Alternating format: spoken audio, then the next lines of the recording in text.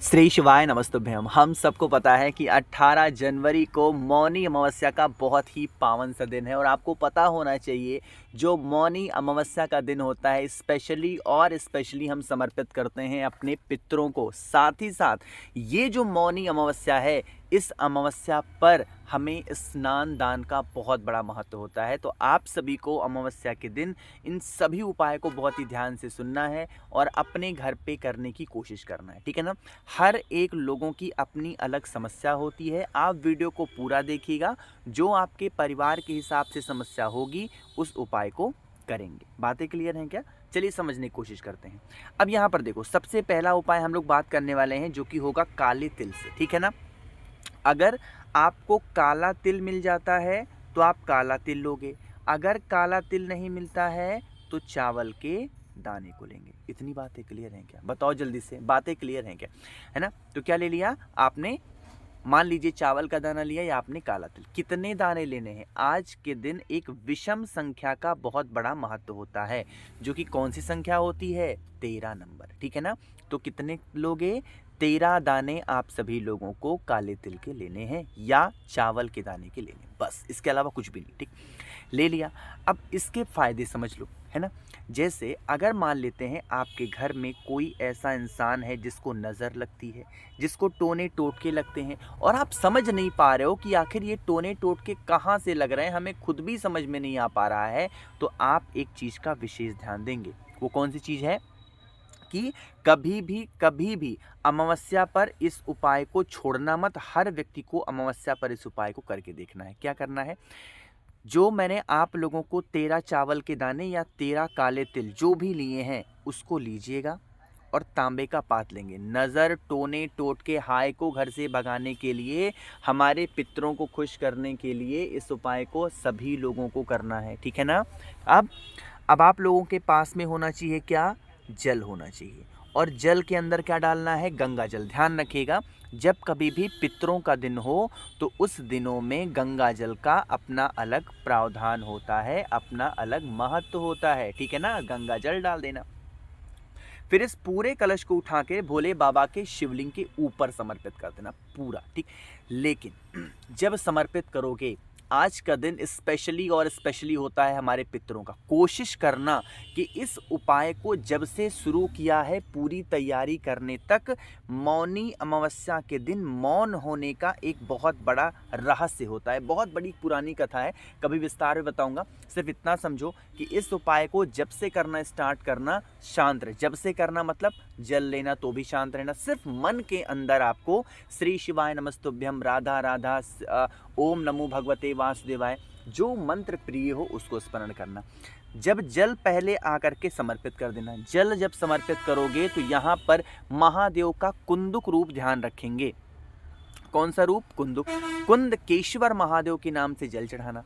और जल चढ़ाने के बाद में जो आपके पास में 13 दाने काले तिल के हैं या चावल के दाने हैं, अब जब उसे समर्पित करोगे तो आपको पता होना चाहिए आज जब पितरों का दिन है तो पितृ के देवता का क्या नाम है? अर्यमा। क्या नाम है? अर्यमा। तो आप लोगों को पितृ देवता अर्यमा का ध्यान करते हुए समर्पित करना और अपने जीवन के जो कष्ट हो, परेशानी हो, समस्या हो, उससे निवारण के लिए विनती कर लेना। करके देख लीजिए, कभी जीवन में पीछे मुड़ के नहीं देखना है, ठीक है ना। चलिए आगे बढ़ते हैं। अब आज के इस वीडियो के हम लोग अपने दूसरे उपाय की तरफ करेंगे, आगे बढ़ेंगे, जो कि हमें किससे करना होगा भाई? शमी के पत्ते के साथ में, है ना। देखो, अच्छा, आप लोगों के हिसाब से मुझे एक बार बताना जरा कमेंट सेक्शन में कि आपके हिसाब से दुनिया का सबसे धनी व्यक्ति कौन होता है? आपके हिसाब से आप बताओ। मतलब जिसके पास पैसा है वो व्यक्ति धनी है, या जिसके परिवार में सभी लोग खुश हैं वो व्यक्ति क्या है? धनी है। मेरा ऐसा मानना है कि चाहे परिवार में कितने भी सदस्य रहते हों, अगर परिवार के सभी सदस्य जितने भी व्यक्ति हैं, अगर वो बीमार नहीं पड़ रहे हैं, क्या है? अगर उस आपके घर के जो सदस्य हैं वो बीमार नहीं पड़ रहे हैं, तो आपको क्या करना है? आप दुनिया के सबसे सुखी व्यक्ति माने जाओगे। और उसी बीमारी को दूर करने के लिए, किसी घर में कैसी बीमारी है, इस उपाय को करना। इस उपाय के लिए हम सभी को 3 शमी के पत्तों की आवश्यकता पड़ेगी। रिपीट कर रहा हूँ, क्या करना है? 3 शमी के पत्तों की आवश्यकता पड़ेगी, ठीक। इसीलिए ना साथ ही साथ हम यह उपाय भोले बाबा के शिवलिंग के ऊपर करेंगे। तो आपको पता है कि भोले बाबा को अगर चंदन कोई भी सबसे ज़्यादा प्रिय है तो वो कौन सा होता है? लाल चंदन। अच्छा एक बात बताना चाहता हूँ, मार्केट में किसी पूजा पाठ के स्टोर पे जाओगे तो आपको लाल चंदन की ये वाली लकड़ी मिल जाएगी। अरे मिलेगी ना, बताओ जल्दी से, मिल जाएगी ना। तो जो लाल चंदन की लकड़ी आपको मिल रही है, इसको किसी पत्थर पे घिसना पहले, है ना, और फिर उसके अंदर से जो चंदन निकलेगा, अगर वो एक बूंद भी अगर आपको मिल जाता है तो वो कई डिब्बी चंदन को चढ़ाने से ज़्यादा आपको लाभकारी मिलेगा, ठीक है ना। जब कभी भी, पहले तो मैं ऐसे बता देता था, लेकिन आज के टाइम पे जब कभी भी लाल चंदन की बारी आई है, मैंने आपको बस एक ही बार और एक ही चीज़ समझाया है, और वो चीज़ क्या होती है कि लाल चंदन बच्चा अलग होता है और कुमकुम रोली अलग होता है ना।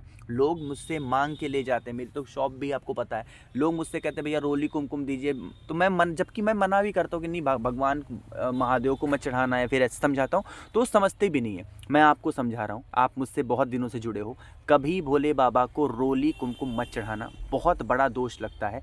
मत चढ़ाओ लाल चंदन कोई भी, लेकिन रोली कुमकुम मत चढ़ाना प्लीज़। आप पीला चढ़ा दो, आप भस्म चढ़ा दो या सफ़ेद चंदन चढ़ा दो, बट प्लीज़ लाल नहीं, ठीक है ना। चलो अब आगे बढ़ते हैं। लाल चंदन भी ले लिया, शमी के पत्ते लिए, तांबे का पात्र लीजिएगा, जल भरिएगा और जल के अंदर गंगा जल डाल देंगे और पहुंच जाएंगे सीधा भोले बाबा के शिवलिंग के पास में। यहाँ पर पहुँच करके अब आप लोग को पहला काम ये करना है कि हम सबको पता है कि भोले बाबा का संपूर्ण परिवार शिवलिंग के ऊपर विराजमान है। 3 स्थान पर लाल चंदन को लगाना है। कौन कौन से स्थान? जिस स्थान से जल नीचे गिरता है सबसे पहले उस स्थान पर लाल चंदन। दूसरा हमें लगाना होगा माता के हस्तकमल, जिसे हम प्यार से कटी भाग बोलते हैं, और लास्ट में भोले बाबा के शिवलिंग के ऊपर लाल चंदन लगाना है, जैसे मैंने लगा दिया, ठीक। इन 3 स्थान पर लाल चंदन लगाने के बाद में जो आपके पास में शमी का पत्ता है वो भी आपको इन्हीं 3 स्थान पर रख देना है। अब इस उपाय में जब कभी भी बीमारी का उपाय करते हैं तो कुंदुक रूप महादेव का स्मरण करते हैं, बट इस उपाय में महादेव का अवधूत रूप ध्यान रखेंगे। अवधूतेश्वर महादेव के नाम से इस पूरे उपाय को करना, ठीक है ना। लगा दिया। लगाने के बाद में अब आपके पास में जो 1 लोटा जल है, जब उस जल को समर्पित करोगे तो जल को भी 3 स्थान पर समर्पित करेंगे। इस चीज़ का ध्यान रखिएगा, करके देखेंगे। जो भी व्यक्ति मौनी अमावस्या पर शमी के 3 पत्तों का ये उपाय कर लेता है, उनके घर में कभी संकट नहीं आते, ठीक है ना। चलिए आगे बढ़ते हैं इस वीडियो के सबसे आखिरी उपाय की तरफ, जो कि हमें दाल के साथ करने हैं। लेकिन बहुत लोगों ने कहा कि भैया रुद्राक्ष जो आपने ऑफर रखा था, हमने ऑर्डर किया बट हम लेट हो गए, नहीं कर पाए। आप लोग के लिए 24 घंटे के लिए ऑफर में फिर से बढ़ा रहा हूँ, सिर्फ 24 घंटे के लिए। और वो ऑफर क्या कहता है कि 7 मुखी रुद्राक्ष होता है खूब सारे पैसे, बहुत सारे धन के लिए, और 9 मुखी रुद्राक्ष होता है घर से लड़ाई झगड़े को दूर करने के लिए या किसी को कंट्रोल में करने के लिए।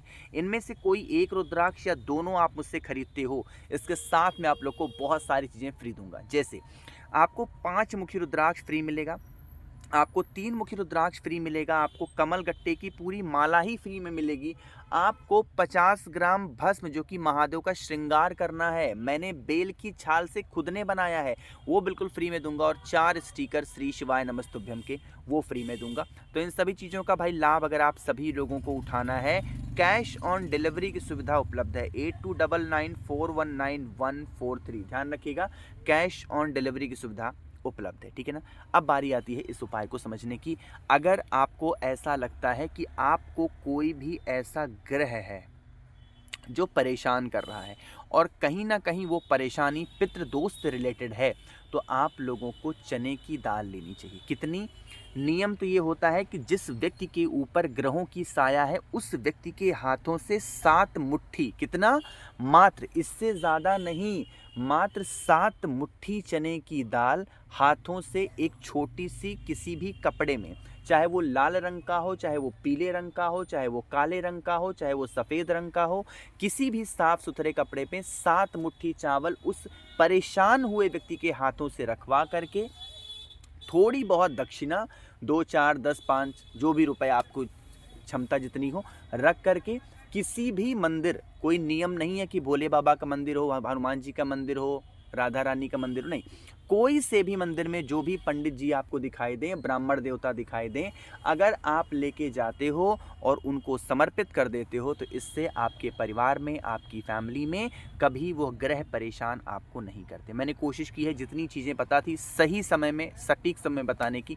कोई बातें समझ में ना आई हो, नीचे कमेंट सेक्शन में पूछिएगा। मेरे जितने भाई बहन आवाज़ आज मेरी पहली बार सुन रहे हैं, चैनल को ज़रूर सब्सक्राइब करेंगे और वीडियो को लाइक भाई सभी को करना है। श्री शिवाय, नमस्तुभ्यं।